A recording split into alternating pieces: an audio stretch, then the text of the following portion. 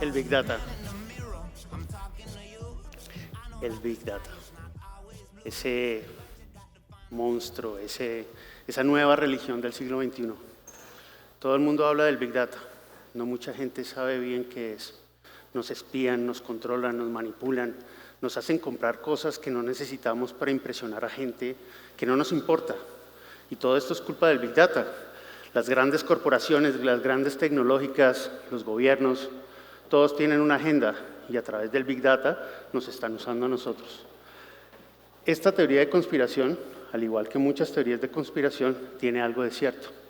Pero hoy estamos aquí para ver cómo nosotros, los fundadores, los emprendedores, los ciudadanos comunes, podemos beber de esta fuente de conocimiento, pues todos somos analistas de datos.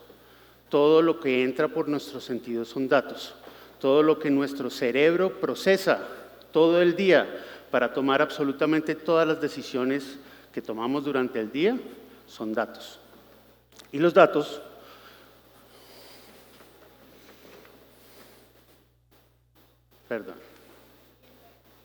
Siguiente.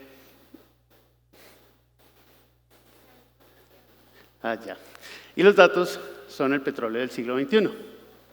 Pero asimismo como el petróleo es en su estado más crudo, no vale mucho, los datos tampoco.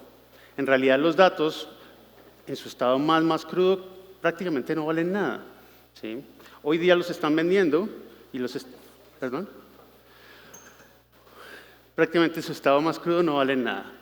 Lo que tenemos que hacer con los datos es transformarlos, trabajarlos, moverlos, almacenarlos y volverlos aptos para poder extraer su valor y que ahí realmente valgan algo para nosotros. Eso es lo que hace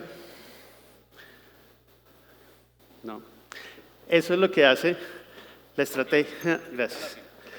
La estrategia analítica de negocios es una serie de técnicas, herramientas y metodologías para extraer el valor de esos datos. ¿Para qué? Para tomar mejores decisiones. Este no es un ejercicio académico, este es un ejercicio estratégico. Yo quiero extraer el valor de los datos para tomar acción, para actuar sobre lo que aprendo, para actuar sobre lo que descubro. Y en un contexto de negocios, estamos hablando de una arena competitiva, entonces definitivamente ese conocimiento me va a dar una ventaja competitiva sobre todos mis competidores. Pero además de extraer valor de los datos para tomar mejores decisiones y para lograr ventaja competitiva, lo que yo quiero hacer es poner al individuo en el centro de todas mis decisiones estratégicas. ¿Qué significa eso?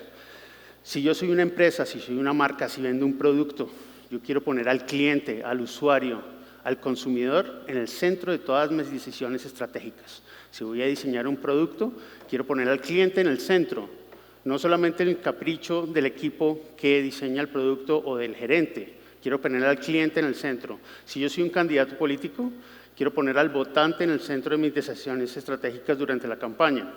Si yo soy un gobernante, quiero poner en el centro al ciudadano, porque es al ciudadano al que estoy sirviendo.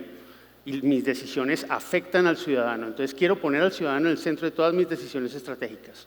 En el fondo, la ciencia de datos, la analítica de datos es humanista, porque pone al individuo en el centro de todas nuestras decisiones estratégicas.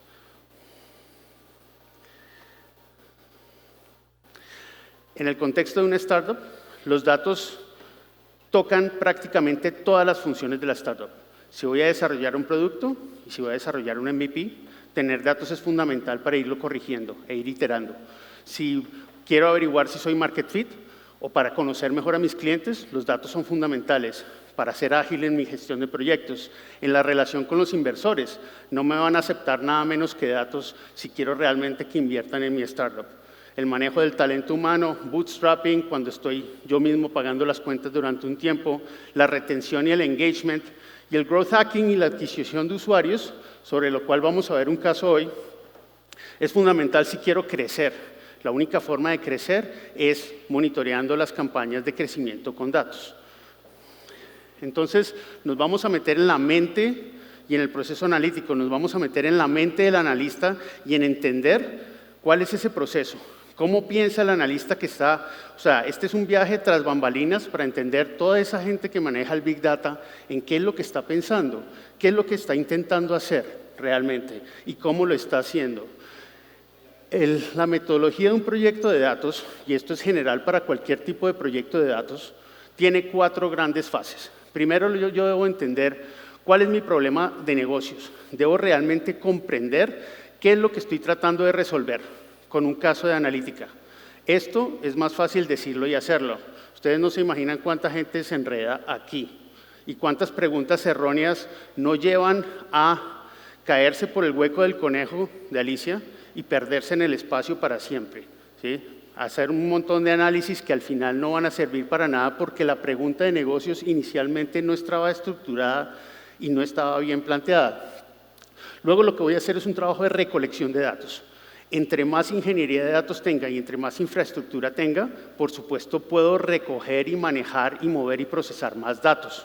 Entonces, lo que es la madurez analítica va a afectar esto, ¿sí? Si soy pequeño, pues puedo recoger poquitos datos. Si soy una gran corporación y tengo un gran poder de procesamiento y tengo unas cañerías gigantes y unos plomeros que me ayudan, que son los ingenieros de datos, entonces voy a poder manejar más volumen de datos, voy a tener más información y potencialmente voy a poder tomar más decisiones con mis datos.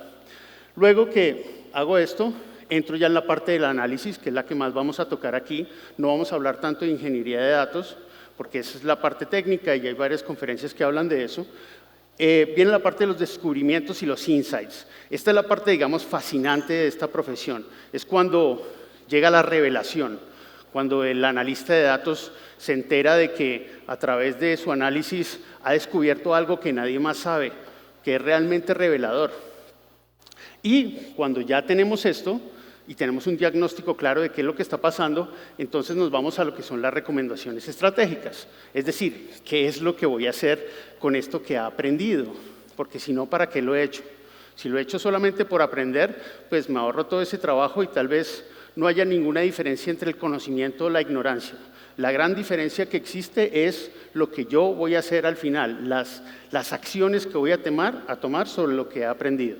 Cuando voy a minar datos, no puedo hacer ladrillos sin arcilla, es una frase muy famosa de Sherlock Holmes. Yo no puedo construir un caso sin datos. Entonces, ¿de dónde voy a sacarme los datos? De todas partes, cada vez hay más datos. Hay un montón de datos en marketing digital, hay métricas de redes sociales que son las más fáciles de recopilar por todo el mundo que tiene cualquier presencia en social media. Hay fuentes de tráfico que son las que son claves para growth hacking. Datos de mi página web que puedo conectar con Google Analytics, todas estas son herramientas gratis, abiertas que están ahí, hay datos abiertos y cada vez los gobiernos, al menos pretenden, que abren los datos a la gente para que conozcan su gestión, entonces uno puede ir y jalar datos de aquí a allá, de diferentes servidores, puede analizar, por ejemplo, realizar análisis competitivos. Si yo estoy vendiendo pantalones, quiero vender pantalones en Pakistán. Bueno, allá no porque ya los fabrican. Los quiero vender en Holanda, ¿sí? Entonces, me voy a Amazon Holanda y supongamos que en Amazon Holanda es donde están todos los vendedores de pantalones con todos sus productos. Yo puedo raspar esos datos de Amazon, meterlos en una base de datos, ¿sí? Y analizarlos. ¿Y qué me va a dar eso? Me va a dar toda una gran foto de qué es lo que está pasando en el mercado. Me puede informar estrategias de precios, me puede informar segmentación, me va a decir exactamente qué es lo que pasa con los productos de mi competencia, qué es lo que hay afuera y qué es lo que puedo aportar yo, ¿sí? Hay datos de clientes de usuarios, los sistemas CRM, todo lo que tenga la empresa interna para recoger datos. De nuevo, entre más infraestructura, pues más datos. Datos de compra, todo lo que son los datos transaccionales, que ahora vamos a ver un caso. Datos de inventarios y lo que estoy trabajando es en optimización y en logística. Hay que tener en cuenta cuando uno trabaja con datos que hay dos tipos de datos. Unos son los estructurales y otros son los no estructurados. Los datos estructurados son los que caben en una base de datos que llaman relacional. Una base de datos relacional es básicamente una tabla, como decir Excel. Una lista de clientes y entonces tengo en la primera columna el nombre de mis clientes, en la segunda columna tengo, si Si logro recoger toda esta información, tengo su edad, en la tercera de pronto tengo su dirección, en la cuarta tengo otro pedazo de información, y eso es una base de datos relacional. Y luego están los datos no estructurados, que son fotos, videos, texto, que ahora es tan importante con ChatGPT, fotos, videos, sonidos, por ejemplo, voz, audio. Y antes de irme a la cacería de los datos, tengo que llevar unas herramientas en el bolsillo, porque no me puedo tirar a hacer analítica de datos sin herramientas. Es decir, sí puedo, y ya había gente haciendo analítica de datos en el siglo XIX con lápiz y papel, y vamos a ver un ejemplo de eso, pero estamos en el siglo XXI. ¿Para qué hacer algo a la antigua si lo podemos hacer más rápido ahora con herramientas modernas y digitales? Entonces, existen 1.416 herramientas de analíticas en el 2023. ¿Sí? Cuando la gente ve esto, pues, por supuesto, los estudiantes de analítica de datos dicen, no, me llevó el diablo, o sea, ¿qué voy a hacer yo con esto? O sea, no voy a alcanzar a aprender ni siquiera un 1% de esto. Si ustedes aprenden el 1% de esto, ya saben más que el 1% de todos los analistas de datos y científicos de datos de este mundo. Pero esto no importa. Realmente, si uno aprende las 5 herramientas principales, que yo llamo el Big Five de la analítica de datos, puede luego transicionar y aprender cualquiera, porque realmente todas están sustentadas sobre ese mismo pilar. ¿Cuáles son esos 5 grandes herramientas de analítica de datos? Vamos a empezar por el centro. La primera es SQL, que es una sigla en inglés que significa Standard Query Language. Es un lenguaje de programación muy sencillo para yo consultar mis bases de datos. Entonces, yo consulto al servidor y le digo, dame una lista de todos los clientes que compraron estos pantalones el año pasado. Y entonces jalo esos datos desde el servidor con ese lenguaje de programación. Es un lenguaje de programación realmente sencillo de aprender. Por supuesto, hay unas consultas bien complicadas, hay gente que es muy buena en esto y que se especializa en eso y que, bueno, ya son otro nivel. Pero en general, para hacer consultas sencillas, es un lenguaje muy fácil de aprender y todo analista de datos debería saberlo. Vamos a seguir aquí con Excel, que es la vieja confiable. O sea, Excel es la base, la hoja de cálculo que todo el mundo está usando hace, no sé, 30 años. ¿Cuánto lleva eso en el mercado? Un montón. Y todos de una forma u otra la usamos.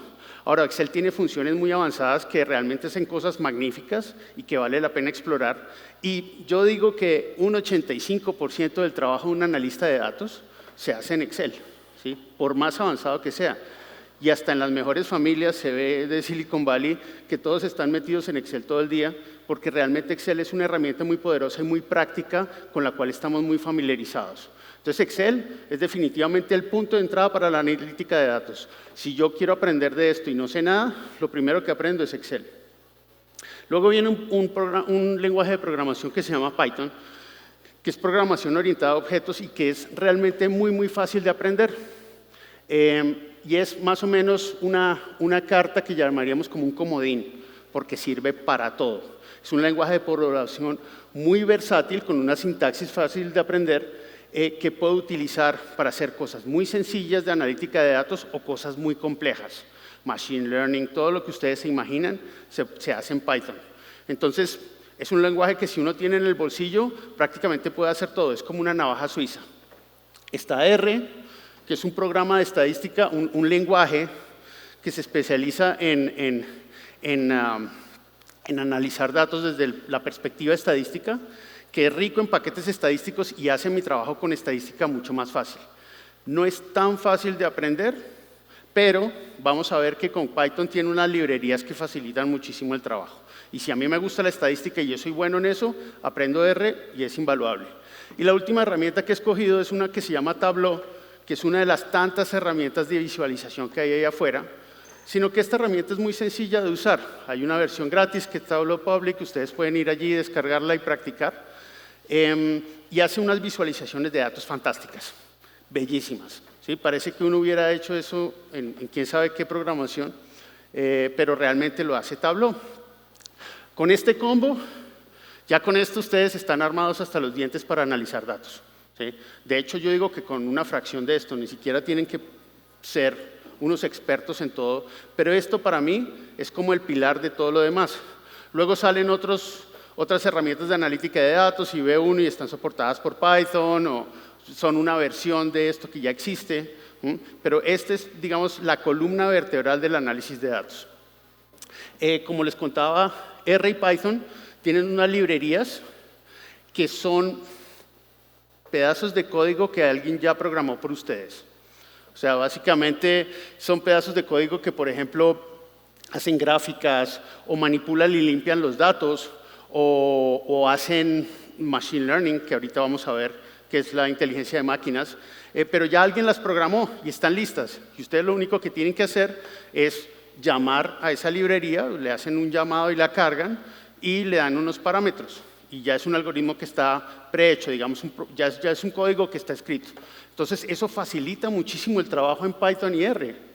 Ustedes lo pueden hacer por ustedes mismos, pero digamos que las librerías son un magnífico recurso. Técnicas de análisis de datos. Nos vamos a meter ahora sí ya con ejemplos y a ver qué es lo que podemos hacer. ¿Por dónde empiezo el análisis? Sucede mucho que cuando empieza uno a trabajar con análisis de datos, se va uno por ahí de cacería y empieza uno a traer datos a lo loco. Y empieza uno a llenar su escritorio con datos y eso llena la mesa y llena el piso y se vuelve loco y llena ese computador y ese desktop y no sabe uno qué hacer con todos esos datos. Y lo que lleva a eso es lo que llaman análisis parálisis.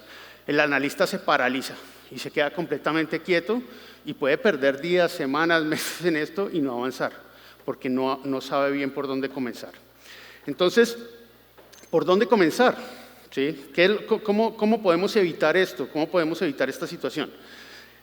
Vamos a hablar primero del análisis exploratorio de datos. Cuando yo recibo los datos, lo primero que yo hago es lo que llaman análisis exploratorio de datos. ¿Qué es el análisis exploratorio de datos? Es coger los datos y empezar a explorarlos, como su nombre lo indica, digamos haciendo gráficas muy básicas, entendiendo la distribución de los datos, las frecuencias, lo que son la mediana, todas las medidas estadísticas que ya conocemos de toda la vida y explorando los datos y viendo cuáles son sus características, viendo si hay algunos datos que sobresalen, por ejemplo, viendo si hay anomalías, viendo si hay algo extraño en los datos, viendo si los datos tienen sentido. ¿Sí? Tratando de interpretar lo que yo veo en los datos y decir, ¿esto sí tiene sentido? ¿Será que estos datos sí son veraces? ¿O será que estos datos carecen de toda calidad? Porque eso también pasa. Datos mal tomados, datos de encuestas súper mal tomados. Y entonces uno va a basar un análisis en eso y resulta que esos datos, como dicen, basura que entra, basura que sale. Entonces, en esta parte empieza uno a explorar esos datos. Y vamos a ver eso con un caso muy concreto. Bueno, eso se supone que es un chiste, la distribución paranormal. ¿Cómo empiezo el análisis ad hoc? Lo empiezo con una pregunta. ¿Sí? Lo mejor es empezar con una pregunta de negocios interesante. Todos los casos que yo les voy a usar, que les voy a mostrar a ustedes aquí, son casos que yo he hecho en persona o he liderado en persona. Y todos son casos de la vida real, no son sacados de internet, ni me los he inventado para efectos de esta presentación, sino son clientes reales y casos reales. Un cliente viene y nos cuenta, nosotros somos una empresa argentina de construcción, somos muy buenos construyendo con hormigón. Hacemos puentes, hacemos carreteras, hacemos puertos. Y también sabemos construir casas de hormigón, sabemos construir casas de concreto. Y creemos que tenemos las capacidades suficientes para irnos a los Estados Unidos y entrar en ese mercado y empezar a construir allí casas unifamiliares en hormigón.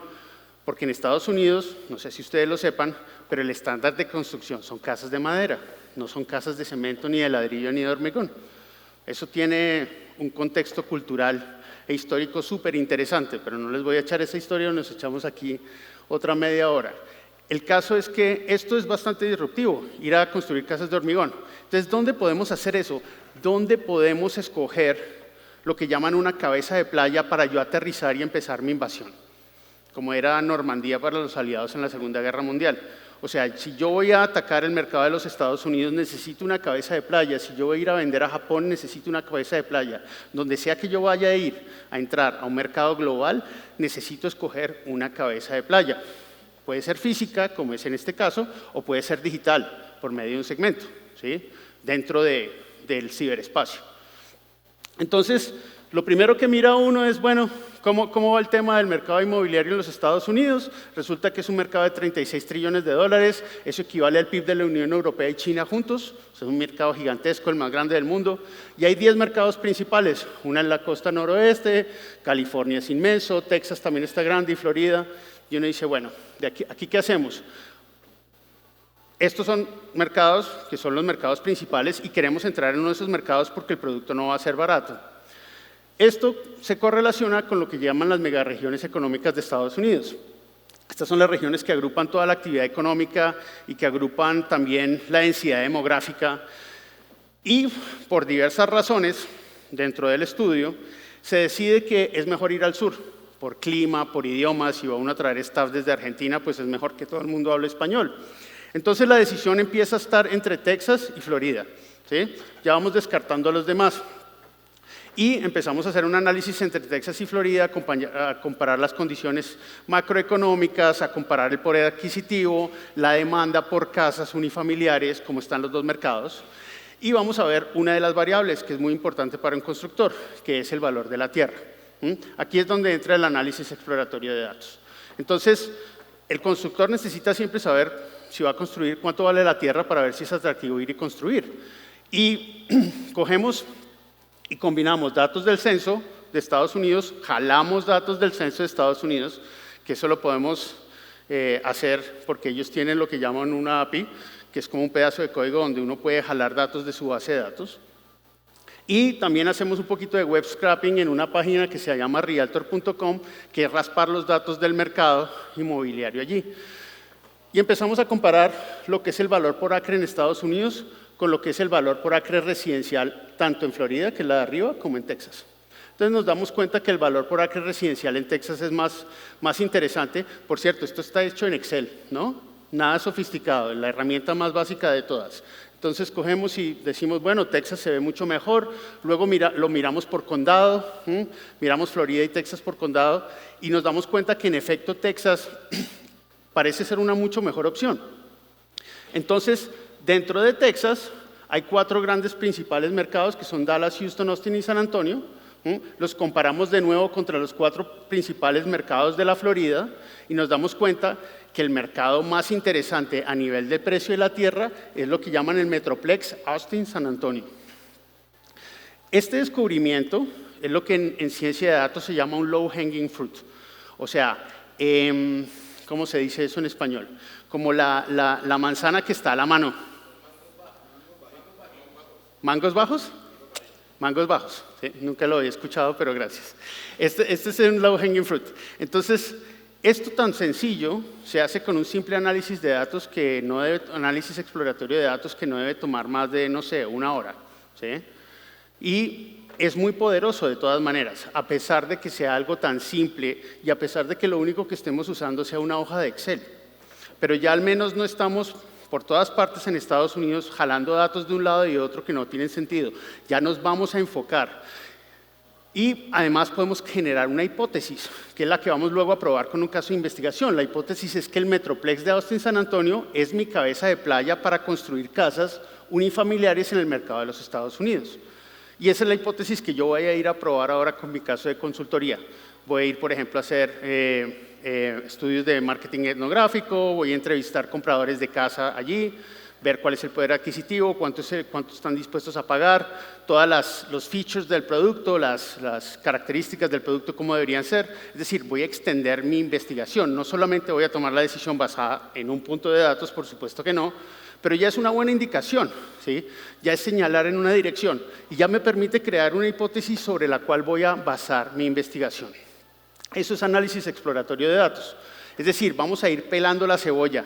Es como ir pelando la cebolla hasta llegar al centro y irnos enfocando. Primero de tener todos esos datos abiertos y expandidos, la mente del analista empieza a pelar la cebolla y se empieza a enfocar en un punto específico para encontrar las causas que mueven todos los demás, las pequeñas palancas que mueven el sistema. Luego está la inferencia estadística, que es algo que uno utiliza mucho y que, digamos, es un poco una medida desesperada. ¿Qué es la inferencia estadística? O sea, es una medida desesperada, le llamo desesperada, porque la mayoría de las veces o muchas veces yo no puedo medir el total de mi población. A mí me encantaría en un sondeo político salir a cada casa a preguntarle a todo el mundo por quién va a votar. Pero no puedo hacer eso, eso es un censo. Un censo se hace cada 10, cada 20 años y es carísimo. Entonces, ¿qué me toca hacer? Me toca hacer un sondeo, me toca hacer una encuesta y entrevistar solamente a 1.200 personas. La razón por la cual eso funciona o creemos que eso funciona es porque está sustentado en la teoría estadística, que está basada también en la probabilidad, que dice que una muestra representativa, aleatoria, que tomo dentro de mi universo total, representa las características de mi población total. Esto no es intuitivo, O sea, si uno se pone a pensar y dice, yo entrevisto a la gente que está aquí, o digamos amplío el radio, y vamos a representar a toda Bogotá, más de una persona va a decir, no, eso no es posible, ¿sí? Somos muy pocos. ¿Cómo es que 1.200 personas expresan la intención de voto de toda una ciudad de 10 millones? Pero si la muestra se escoge bien, y para eso hay unas metodologías y hay un rigor estadístico, resulta que sí funciona. Yo les iba a demostrar por qué funciona, pero como no tenemos tiempo, pero créanme que sí funciona. El tamaño de la muestra representativa ya está definido por la teoría estadística y cuando uno lo hace bien y lo hace de forma rigurosa, funciona. En el contexto de una startup, ¿por qué es importante esto? Porque cualquier sondeo que yo haga entre mis clientes y usuarios necesita inferencia estadística. O, por ejemplo, optimizar la tasa de conversión del sitio web.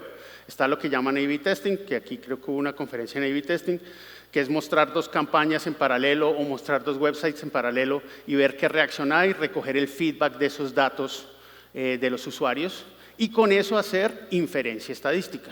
Las conclusiones que yo saco de ahí se supone que van a recaer sobre la totalidad de mi segmento, de mis clientes, de mis usuarios, de lo que sea el total de la población que yo estoy tratando de perfilar.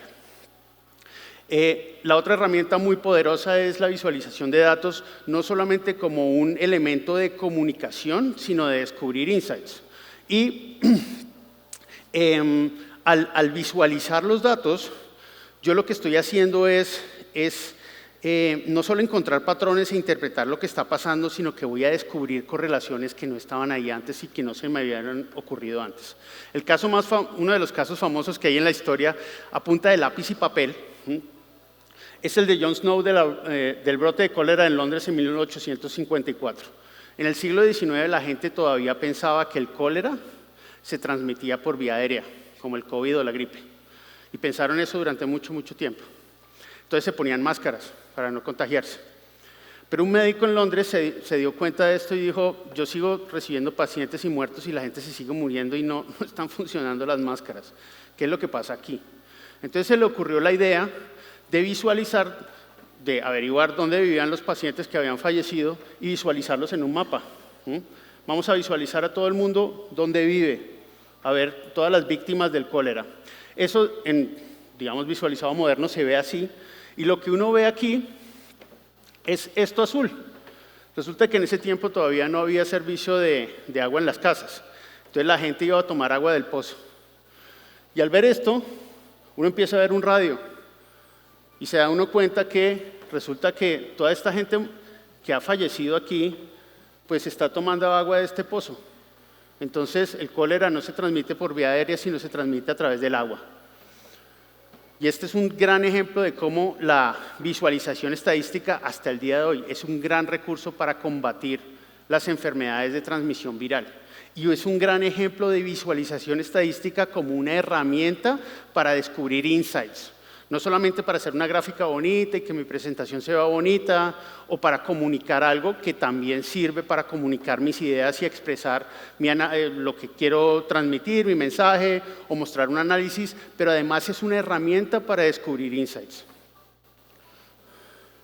Si ustedes quieren ahondar en ese tema, les aconsejo que revisen todo lo que es periodismo de datos. ¿Por qué? Porque los periodistas de datos son unos expertos en visualización estadística. Como tienen que estar comunicando todo el tiempo sus historias, sus narrativas, que muchas de ellas son con datos, Entonces, han desarrollado una gran visión para comunicar con datos, cosas que de otra forma tomaría pues, palabras y no sería tan impactante. Esta gráfica, por ejemplo, del New York Times muestra, esta es la primera página del New York Times, apenas pegó el COVID. Y lo que representa esta gráfica son el número de aplicaciones de desempleo en los Estados Unidos. Cuando llegó el COVID en mayo, esa es la barra. Entonces, claro, uno ve esto y es completamente impactante. Entonces, la visualización estadística sirve para descubrir insights, para contar historias y hay muchas herramientas disponibles en el mercado. Yo estoy mencionando Tableau porque es muy fácil de usar y es bonito. Pero si ustedes quieren ahondar, hay algo que se llama D3, que es una librería de JavaScript, que es en lo que el New York Times hace las visualizaciones estadísticas interactivas, para que puedan ahondar en el tema. Vamos a hablar ahora ya de un caso de growth hacking y analítica de datos digital, que esto aplica mucho para las startups. Yo traje este caso, que es un caso un poquito coloquial, pero que creo que es un buen caso que puede además aplicar a cualquier persona que tenga un negocio pequeño y un emprendimiento pequeño. ¿Qué es el growth hacking? Primero que todo, para quien no esté familiarizado con el término, es básicamente el crecimiento rápido de un negocio. Yo soy una startup nueva, yo estoy creciendo o acabo de empezar y necesito usuarios desesperadamente, necesito clientes. La única forma de hacer esto a gran velocidad y a alta virabilidad y escalabilidad, es a través de la red. ¿Sí? Podría mandar cartas o podría pararme en una esquina y tratar de evangelizar a mis clientes, pero eso tomaría mucho esfuerzo y mucho tiempo y sería completamente ineficiente en este siglo.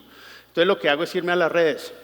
Lo que hago es usar marketing digital para crecer mucho más rápido, para tener agilidad y flexibilidad. Combino eso con otros canales, ¿sí? Con otros canales de adquisición para que la estrategia sea de verdad robusta. El hacer la estrategia en digital me da la posibilidad de experimentar, ver qué funciona y qué no funciona y ser muy adaptable, poder cambiar muy rápido según las circunstancias y también me da la oportunidad de automatizar mi proceso. ¿Cuál es el caso? El caso es un festival de metal del cual soy parte. Es un festival que hicimos aquí en Bogotá, de hecho. ¿Sí? Es un festival que hicimos aquí en Bogotá y estas son las 3 ediciones que corresponden al 2014, 2015, 2017. De nuevo, todos los datos de todo lo que yo estoy mostrando aquí son casos reales de uso. En el primer año tuvimos 2.000 asistentes, en el segundo año 5.000 asistentes, en el tercer año 10.000 asistentes. ¿Cómo se logró ese crecimiento de esa marca? Se logró a través de growth hacking viral en las redes. ¿Cómo es eso? Bueno, pues las redes tienen herramientas que son gratis, que son de muy fácil uso, que cualquiera puede accesar, ¿sí? Y por ejemplo, cuando uno agarra las métricas de la página del Festival del Diablo, que tiene 46.000 usuarios, seguidores, uno puede rápidamente ver que, por ejemplo, el metalero colombiano, asumiendo que la mayoría de metaleros colombianos, luego de casi una década de promoción online, están ahí metidos. La mayoría podemos de nuevo inferir estadísticamente que esto representa la población total. Es hombre, ¿sí? Porque, digamos, las mujeres están, el hombre está sobre representado en la muestra. Y tiene 3 de 4 individuos son hombres, tiene entre 25 y 45 años y vive en Bogotá.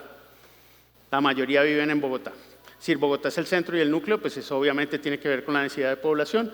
Pero esto tan sencillo lo saca uno rápidamente con las métricas de Facebook y puede uno empezar a inferir cosas. Puede uno decir, bueno, entonces si esta gente, por ejemplo, esta es la proporción de gente que vive en Bogotá, es el 45%, pues yo puedo inferir que si voy a hacer un concierto en Bogotá o voy a hacer un festival, mi mercado, mi TAM, o sea, el mercado total adquirible que tengo yo es de más o menos 20.700 personas. O sea, si yo me pongo a pensar aquí en un concierto de metal de 80.000 personas, estoy realmente pensando mal. Y si estoy pensando en uno de solo 5.000, también.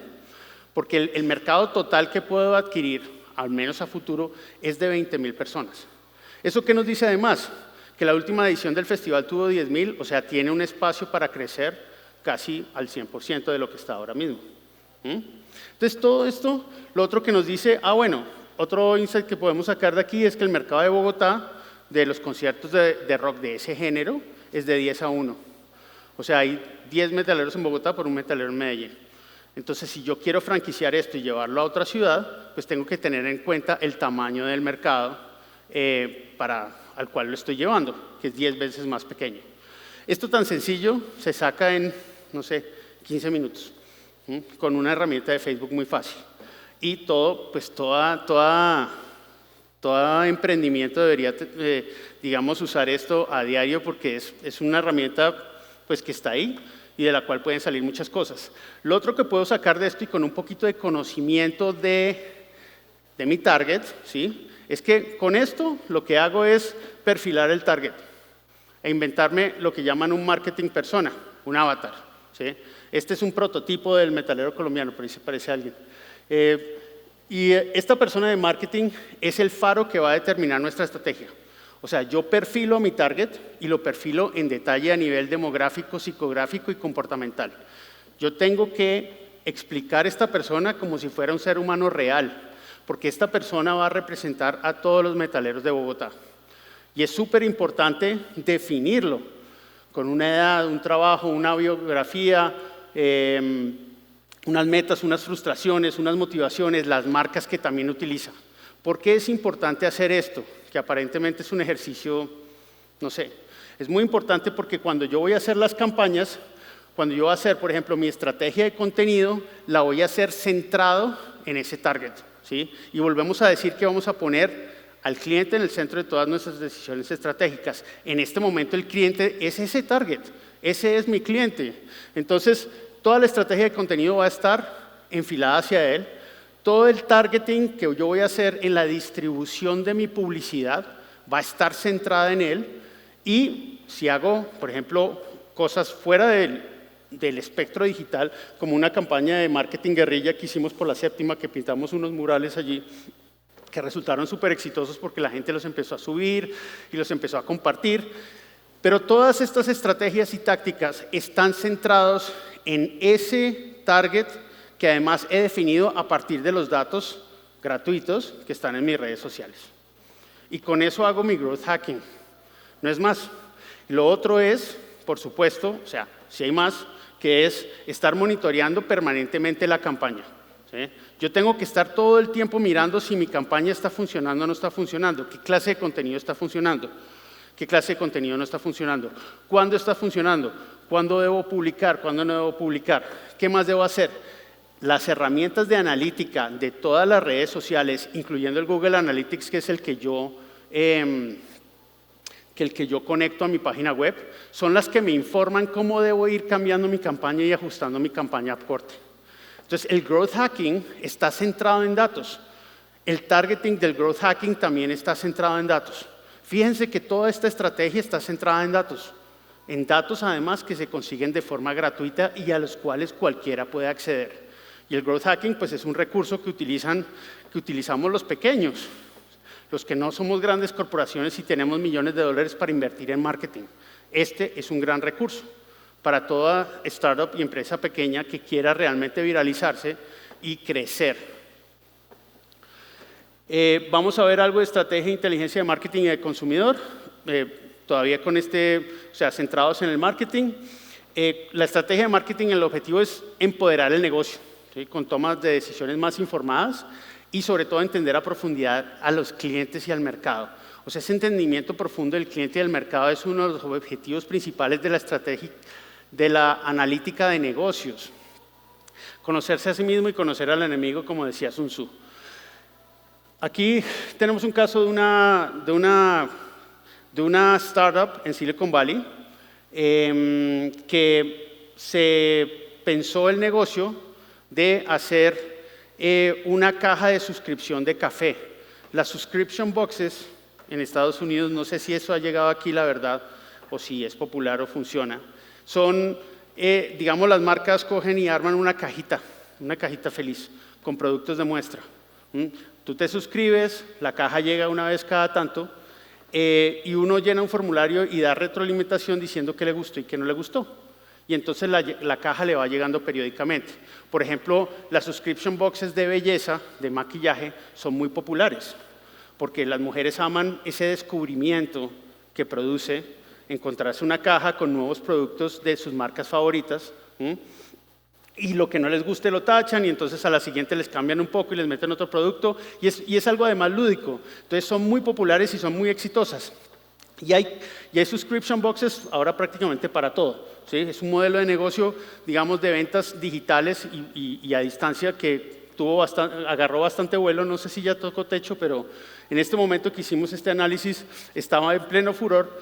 Entonces esta empresa dijo, voy a hacer uno de café, les voy a mandar a todos a la casa un surtido de café, a ver qué les gusta y qué no les gusta, y voy a tener un surtido fantástico de café de diferentes lugares del mundo, incluyendo Colombia, y vamos a venderlo en todo Estados Unidos. Estados Unidos es el mercado de café más grande del mundo, también, aunque per cápita Finlandia toma más café que Estados Unidos, pero bueno, eso es un dato que aquí no importa. Entonces, el objetivo de esta primera fase de esta campaña, de diseñar esta campaña para ellos, es que ellos decidieron que querían adueñarse del desayuno del millennial americano que además compra online. O sea, fíjense que es un segmento de mercado bastante específico. O sea, es un rango de edad que toma café y que además compra subscription boxes, o sea, ya se suscribe a que le manden cosas digitales, porque no todo el mundo confía y no todo el mundo está acostumbrado a eso. Hay gente que quiere ir a la tienda y ya, no me mandes nada por internet así, y menos cuando es una sorpresa. Entonces, lo primero es agarrar datos, ¿sí? Agarrar datos de todas las fuentes que podamos conseguir para ir de nuevo pelando la cebolla y reduciendo el tamaño de lo que yo creo que es mi mercado objetivo. Esto es un básico para todas las startups. Tengo el número total de millennials en Estados Unidos, que son 84 millones. Reduzco al 67%, que son los que compran online, que son los online shoppers. Luego reduzco otro 25% a los que compran comida online, porque no es solo comprar online, sino es comprar comida online. Y luego lo cruzo con los datos de los que toman café, porque ese también es otro requisito. ¿Sí me entienden? Que empieza a haber un cruce de variables ahí y cada vez voy yo reduciendo mi espectro hasta que llego a 1.2 millones, que son los bebedores de café premium que además cumplen con todas las otras características. O sea, es una intersección de variables en la cual al final quedamos con un mercado total objetivo de 1.2 millones de personas, que son solamente el 16% de todos los millennials que hay en Estados Unidos. Es decir, es un segmento pequeño, pero ese es el segmento al que ellos tienen que llegarle. Entonces, toda su estrategia tiene que estar centrada alrededor de eso y es poner de nuevo al usuario en el centro de todas mis decisiones estratégicas. Toda la campaña que yo vaya a diseñar tiene que estar enfocada en eso. ¿Qué más se puede hacer con inteligencia de mercado o inteligencia de consumidor? Uno de las cosas más, de los análisis más populares es lo que llaman el análisis de la cesta de compra. Cuando yo analizo lo que la gente compra en el supermercado, puedo perfilar a mis segmentos, puedo ver cuál es la probabilidad de que un cliente compre un producto, también compre otro producto. Es el caso clásico de los pañales y la cerveza, que cuando se empezaron a dar cuenta los analistas de datos que siempre con los pañales iba cerveza en la cesta, ¿eso qué les dice a ustedes? Si hay pañales y cervezas en la cesta de compra, ¿quién compró los pañales? ¿Ah? El papá. Sí, el papá. Entonces, esa clase de insights son muy importantes. Y si el papá es el que va a la tienda a comprar la cerveza y de paso compra los pañales, en última la decisión de compra de los pañales la está haciendo el papá. Entonces, mi publicidad, que solamente va dirigida a las mujeres, tal vez debería ampliarse, porque el que toma la decisión de compra no es la mujer, en este caso. Está el análisis del valor del ciclo de vida de un cliente, que es calcular el valor total que un cliente va a aportar al negocio durante toda la relación que tenga con el negocio. Esto es analítica predictiva, o sea, yo predigo y digo, en tanto tiempo este cliente va a valer tanto. Y yo informo estrategias de marketing para retener a los clientes más valiosos. A los que yo identifico que tienen mucho valor, digo, esta gente no se me puede ir, entonces tengo que interceptarlos con alguna acción de marketing. Vamos a ver un caso concreto de esto. Esto también es un caso de la vida real. Borré el nombre del cliente por temas de confidencialidad y los números los alteré un poquito también para que luego no me demanden, pero la idea es esa. Esta empresa es una megacorporación que tiene 850 megatiendas en los Estados Unidos. Es de hecho la primera tienda de retail del mundo, o sea, es como el primer Sears, el primer, no sé con quién más compararlo, la primera tienda por departamentos que se fundó en el mundo hace más de 200 años. Ellos tienen 850 megatiendas por todo Estados Unidos y viendo los datos, resulta que vemos los datos de las ventas, ¿sí? Y hacemos un pronóstico para el año entrante. De nuevo, los años están cambiados, esto era un poquito antes, pero hacemos un pronóstico y nos damos cuenta que nuestras ventas van a bajar el año que viene. Entonces, bueno, llega el gerente, llega la junta, llega todo el mundo y dice, muy bonito tu pronóstico, ¿y ahora qué vamos a hacer? Entonces, el equipo se reúne y dice, bueno, vamos a crear una estrategia que tiene 3 partes, ¿sí? Una es adquirir nuevos Gen Z.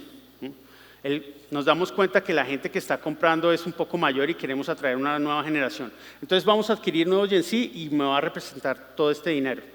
Lo otro es que vamos a retener a mis clientes más valiosos. Y lo otro es que vamos a incrementar el gasto de los clientes que ya están aquí, que tienen mayor probabilidad de comprar lo que nosotros les estamos vendiendo. Entonces, con estas 3, voy a reunir 1.5 billones de dólares y voy a desviar esta tendencia. O sea, este es un pronóstico fatalista futuro y yo voy a patear ese futuro y lo voy a cambiar con mi estrategia. Esa estrategia de adquirir nuevos Gen Z empieza por calcular el TAM, que es el que les acabo de mostrar, o sea, cuántos son esos, cómo los puedo atraer, investigar qué productos prefieren, qué es lo que están comprando en mi tienda y qué es lo que compran por fuera para ver si hay un espacio de, digamos, de darles algo que todavía no estén recibiendo. Si existen otros productos en el mercado que vamos a ofrecer y enfocar el marketing hacia ellos para atraerlos. Por otro lado, tengo que identificar cuáles son los clientes que estamos perdiendo y de dónde se están yendo.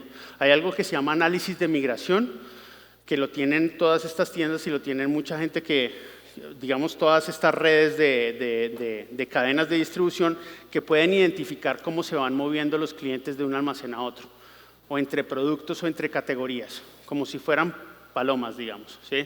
Estos clientes compraron este producto el año pasado, luego se mudaron acá, luego se mudaron acá. Todo ese análisis de migración es un análisis que me da a mí una foto de cuáles son los productos que están teniendo un impacto y cómo se están moviendo mis clientes alrededor del sistema. Entonces, hago eso, construyo un modelo que pronostique cuáles son los clientes con mayor probabilidad de irse.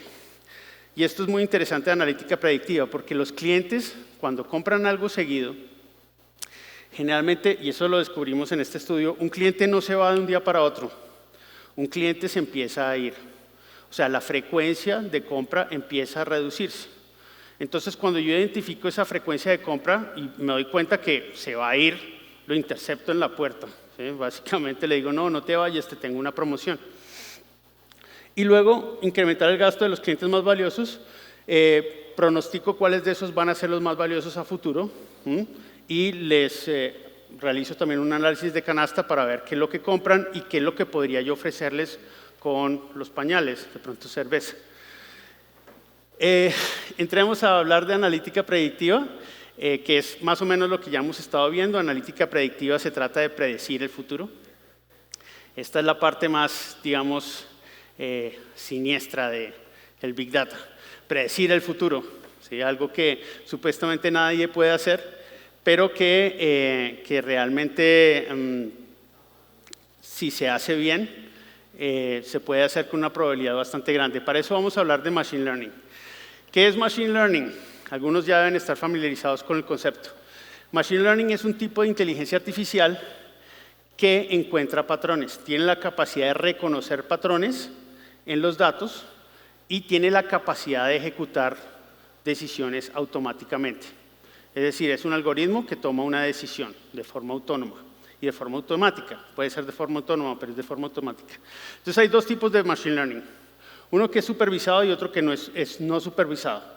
El supervisado, poniendo un ejemplo como un gato, ¿sí? Es que yo le doy al algoritmo una gran cantidad, un set de datos que es con el que voy a entrenar el algoritmo, en donde le muestro un montón de gatos y le digo, esto es un gato, ¿sí?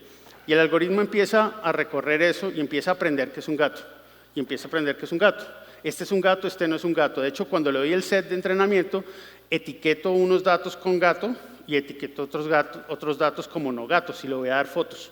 Entonces, unas fotos están etiquetadas como gato, las otras fotos están etiquetadas no gato. Y el algoritmo va aprendiendo. Entre más datos le doy yo al algoritmo, pues aprende más rápido, aprende mejor. ¿Se entiende? Eso es muy fácil.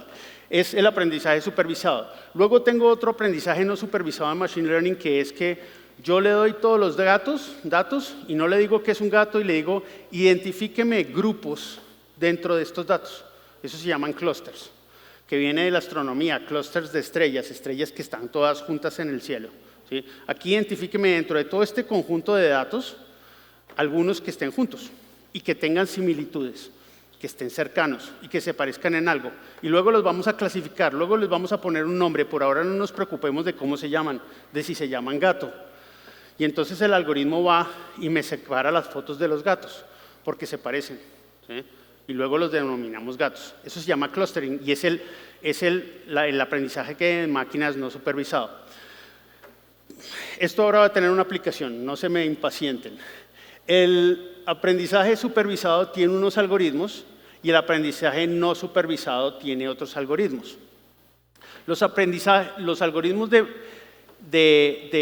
inteligencia de máquinas no supervisados tienen una aplicación en marketing que es muy importante, que es reconocer clústeres de clientes que se parecen y reconocer esas relaciones cuando uno a ojo no las hubiera reconocido nunca.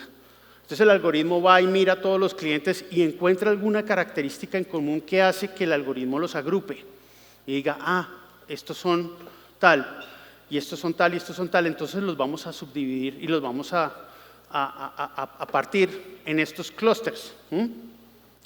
Antes, cuando uno estudiaba Machine Learning, le tocaba, si uno toma un curso de Machine Learning en Stanford, le zampan esto, ¿sí? Y entonces era así súper complicado. Pero ahorita hay muchas herramientas que hacen esto por nosotros y no hay que meterse así. Por ejemplo, Tableau. Tableau es una herramienta que yo puedo utilizar para hacer K-means clustering, que es un tipo de Machine Learning. Vamos a agarrar el mismo caso de las casas en Texas. Estos son los 4 grandes mercados en Texas: Austin, Dallas, Houston y San Antonio. Todos estos datos son reales, raspados de la red, o sea, datos de mercado, de cuánto cuestan las casas en cada uno de estos mercados. En el eje Y tengo mi área y en el eje X tengo el precio. Yo los grafico y le digo al algoritmo, encuentre clústeres. Hágame la tarea de encontrar cuáles se parecen cruzando esas dos variables. Y entonces me los encuentra por colores, ¿sí se fijan? Y hay unos que tienen más clústeres que otros. Entonces, cuando yo pongo todas estas gráficas aquí al lado, lo que puedo identificar son básicamente 2 cosas. Una, que San Antonio tiene más clústeres, lo cual quiere decir que hay un mayor rango de precio en el mercado inmobiliario en San Antonio, versus los demás. Y 2, que además, al expandirse y explotar así el gráfico, tiene mucho más movilidad hacia arriba, lo cual quiere decir que hay más aspiracionalidad y hay más movilidad social en el mercado de San Antonio.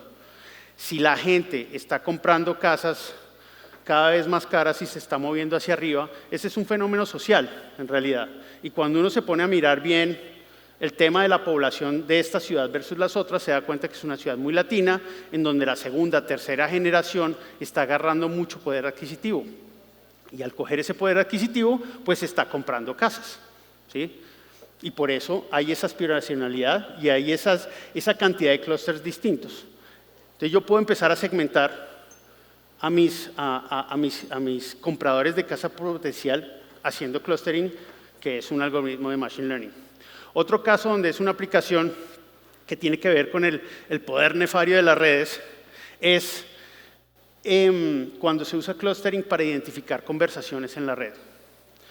Estos son los temas de conversación sobre comprar casas en Texas. ¿Sí? Le dijimos al algoritmo, ráspeme todas las conversaciones que hay en la red. Bueno, no ráspeme porque no es técnicamente el término, pero ustedes me entienden. Vaya y recolécteme todas las conversaciones que encuentren en la red sobre comprar casa.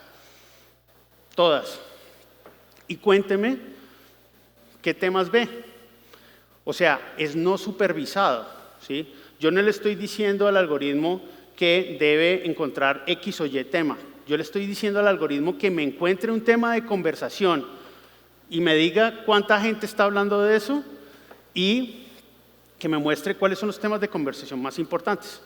Entonces el algoritmo empieza a revisar todas las conversaciones que hay en la red sobre eso. Pueden ser millones, de hecho son millones. Empieza a reconocer los diferentes clústeres y los empieza a separar. Por ejemplo, hay gente que habla sobre el agente inmobiliario y para ellos es muy importante, un 6.7%. Hay gente que habla sobre la inspección de la casa, hay gente que habla sobre el viaje de comprar casa, o sea, el proceso de compra. Y hay gente que habla sobre la experiencia de compra, que es el tema número 1. ¿Qué hago con esto? Pues cuando yo vaya a hacer el diseño de mi estrategia de ventas y de marketing, la experiencia de compra tiene que estar en el centro, porque para el cliente esto es muy importante, para el comprador de casa esto es muy importante. Esto sale de analizar las conversaciones en la red. ¿En qué otro campo tiene aplicación esto? En un montón de... Cada vez que la gente hable sobre mi marca, yo voy a poder irme a la red y ver de qué están hablando y qué es lo más importante. Puedo hacer lo que llaman nubes de palabras también para identificar cuáles son las temáticas o las palabras más importantes. Esto, por ejemplo, en campañas políticas es invaluable, ¿sí? Porque el político va y dice algo, la gente va y comenta en las redes, el analista va y jala todas las conversaciones y la analiza. Y entonces puede volver a la campaña y decir, ¿saben qué? Usted dijo esto y la gente está pensando esto, dice esto, ¿sí? Con certeza, con certeza. Y eso es, digamos, Machine Learning aplicado al clustering. Tengo un último caso, que es un producto que estamos desarrollando, que se llama Digital Scout.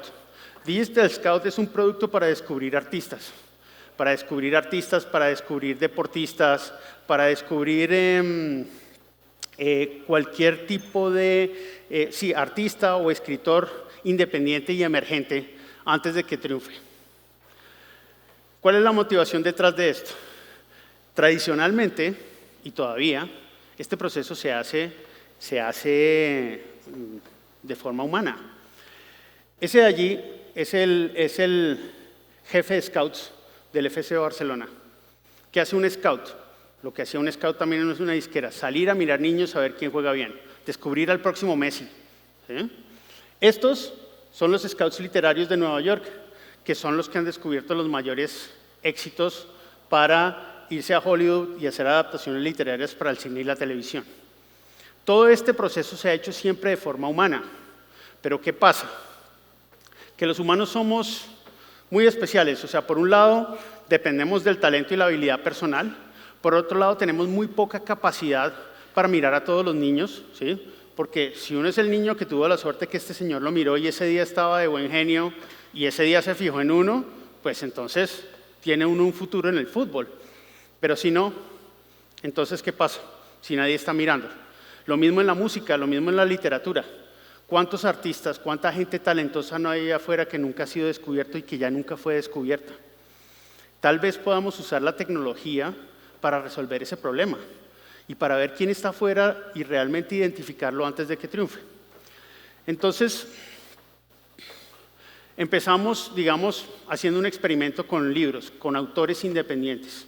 Y dijimos, vamos a ir a Amazon y vamos a empezar a tratar de descubrir los autores que van a triunfar antes de que triunfe. El problema con Amazon es que tiene 48.5 millones de títulos. Entonces es literalmente buscar una aguja en un pajar. Decirles, vea, usted cuénteme de ahí quién va a triunfar. Que además no esté firmado todavía y no haya triunfado ya. O sea, no se vale los que ya son grandes. Lo que hicimos fue una metodología que llamamos de doble destilación y analítica predictiva y ranking. Es decir, agarramos SQL, que es el lenguaje que les conté ahora, para crear unos filtros que nos destilara, dados unos parámetros, ¿sí?, los títulos que fueran independientes, que además tuvieran al menos 10 reseñas y 3 calificaciones de 3 estrellas. Ese es como el primer prerequisito y el primer filtro por el que pasa ahí. Luego, que tengan ciertas características, porque el cliente que pidió este trabajo quería que fueran voces marginadas, digamos, de comunidades que históricamente han estado excluidas. Ese es el segundo filtro. Y luego, cuando ya tuviéramos eso, queríamos predecir si ese autor, dada su trayectoria, tenía probabilidad de crecer o no. ¿Sí? Entonces, primero filtramos a los autores y luego tratamos de hacer un poco de analítica predictiva y tratar de entender si va a crecer o no. Y si sí va a crecer, entonces lo rankeamos.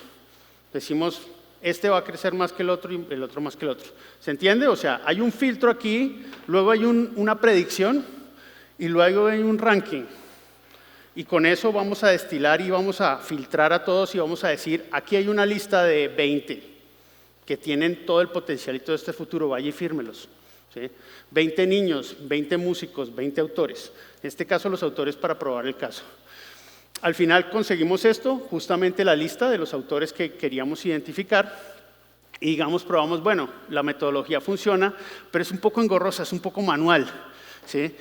Entonces, ¿cómo podemos hacerlo más automatizado y usando, digamos, técnicas de Machine Learning y usando inteligencia artificial y haciéndolo mucho más eficiente y a lo largo de diferentes verticales?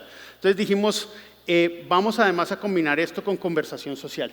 O sea, vamos a agarrar una de las plataformas que puede ser, yo mencioné Amazon, pero por ejemplo, en el caso de los juegos puede ser Steam, o en el caso de la música podría ser Spotify.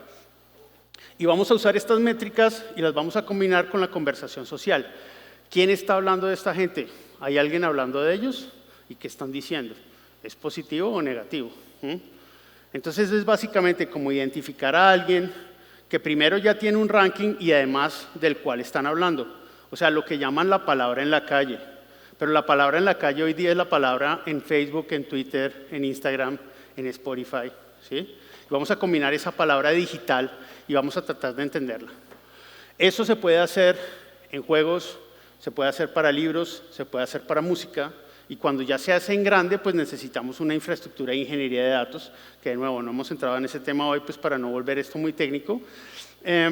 Pero la idea es tener una infraestructura de ingeniería de datos que tenga un gran lago, que esto se le llama el servidor, donde tiramos data cruda cuando recogemos grandes volúmenes de datos.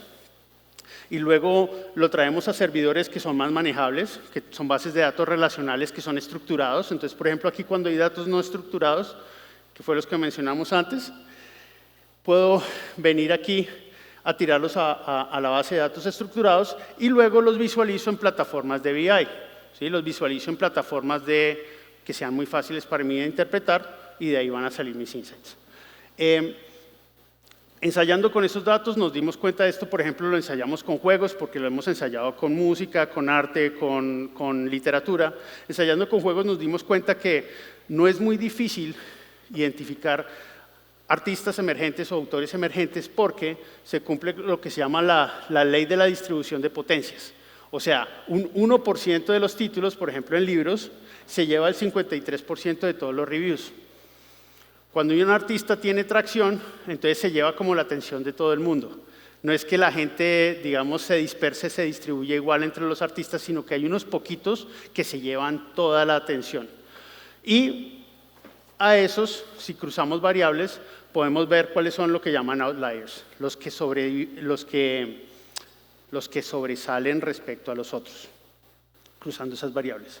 Entonces, lo que vamos a tener es un sistema de detección de anomalías, o sea, de ver cuáles se salen del rebaño, ¿sí? Por un lado, en las plataformas especializadas y cuáles se salen por un lado del rebaño en conversación social.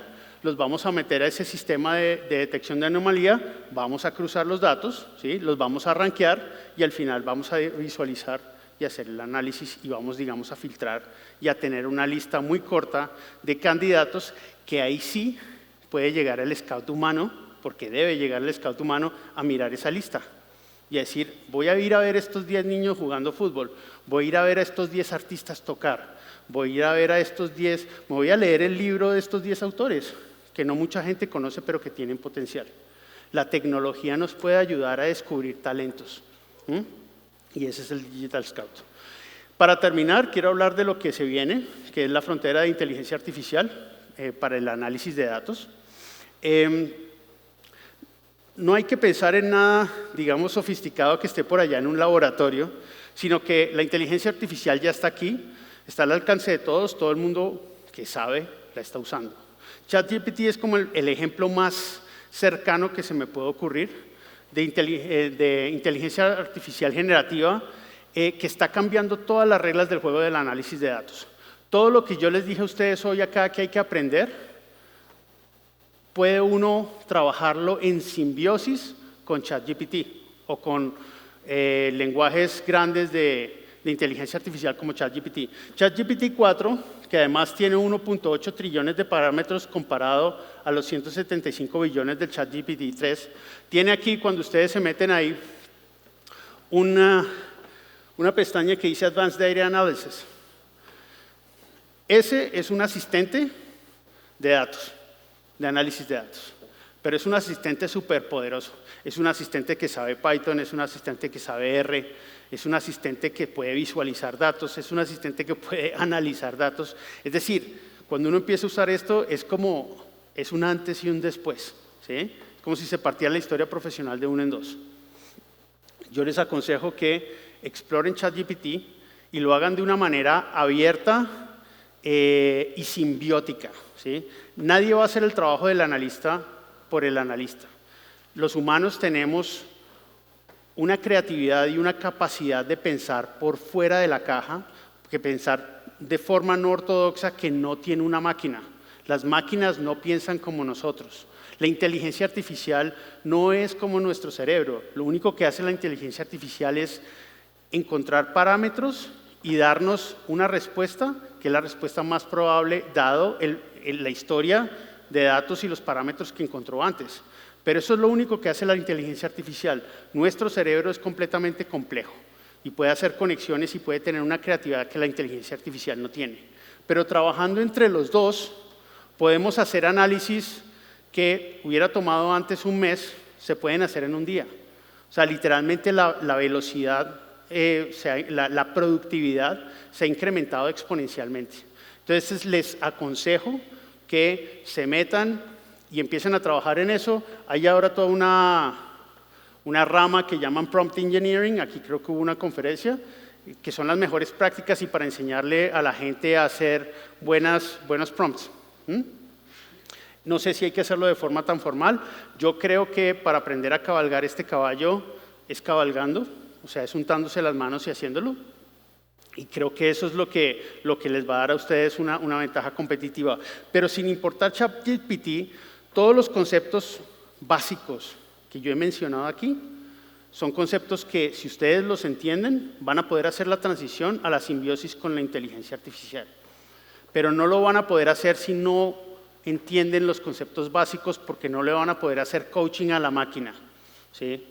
La relación entre nosotros y la inteligencia artificial es esta relación, es una relación simbiótica. Pocos somos tan viejos para recordar este show de televisión, pero quienes lo recordamos, nos acordamos que esto es de Star Trek, de Viaje a las Estrellas, y era básicamente una nave exploradora que se iba al final de la galaxia a descubrir nuevos mundos. Y en la tripulación estaba el capitán Kirk, que es el de allá, y estaba el señor Spock, que es el de acá, que venía de un planeta que se llamaba Vulcano. El señor Spock era un tipo frío, racional, ¿sí? Completamente analítico, que le daba consejos al capitán Kirk, que era muy humano, era emocional, era reactivo, tomaba decisiones heurísticas y por pura intuición. Y siempre había como esa contradicción entre ellos dos. Pero al final siempre funcionaba, porque la combinación del ser humano con la máquina funciona.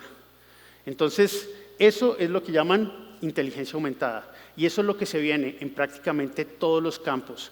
Y a eso no hay que tenerle miedo, porque lo que va a hacer es aumentar nuestras posibilidades, nuestras capacidades de trabajo, nuestra productividad. Yo les digo que abracen ese concepto, porque igual el que va a mandar siempre es el capitán. No va a mandar Mr. Spock. Ustedes van a ser el capitán y ustedes van a poder conducir ese barco. Y nunca se les olvide que todos somos analistas de datos.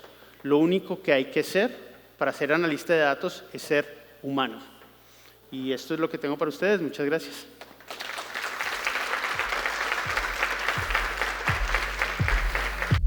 Man in the mirror, you can be a hero, no matter what